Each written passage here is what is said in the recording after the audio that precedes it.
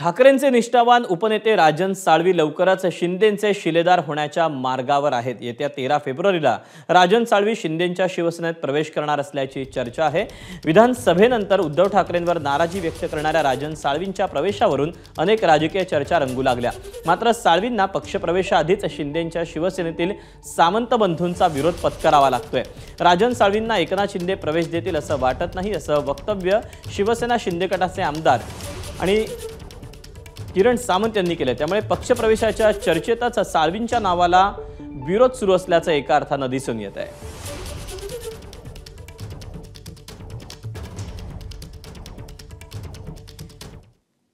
दरम्यान राजन साळवींच्या पक्षप्रवेशाच्या निर्णयावर ठाकरेंच्या शिवसेनेचे खासदार संजय राऊत आणि मंत्री उदय सामंत यांची काय प्रतिक्रिया ती पाहूया। त्यांचा पराभव माझ्या मोठ्या बंधूंनी केलेला आहे, किरण सामंतांनी केलेला आहे।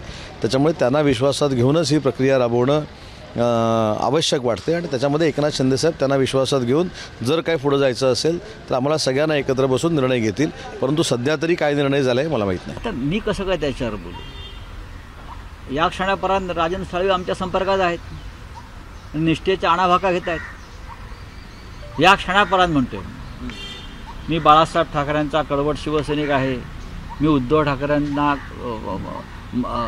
फार मानतो, ही शिवसेना माझी आहे, याच्यासाठी आम्ही रक्त आणि घाम घाले आज सकाळपर्यंत सांगतायत ते।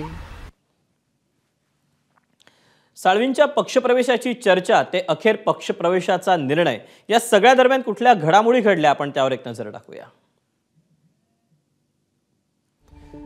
राजन साळवींचं ठरलेलं आहे, धनुष्यबाण ते हाती घेणार आहेत। ठाकरेंच्या शिवसेनेत राजन साळवी नाराज असल्याची चर्चा होती। राजन साळवी भाजपमध्ये जाणार अशा सुरुवातीला चर्चा झाल्या।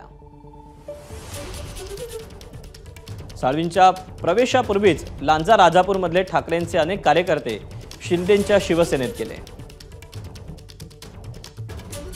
राजन साळवी शिंदेंच्या शिवसेनेत जाण्यासाठी प्रयत्न करत असल्याची चर्चा होती। राजन साळवी शिंदे सेनेत गेल्यास सामंत बंधूंची लांजा राजापुरातील ताकद ही घटण्याची शक्यता आहे। उदय सामंतांची भाजपसोबतची कथित जवळीक बघून शिंदे साळवींना पक्षात घेतात अशी चर्चा आहे।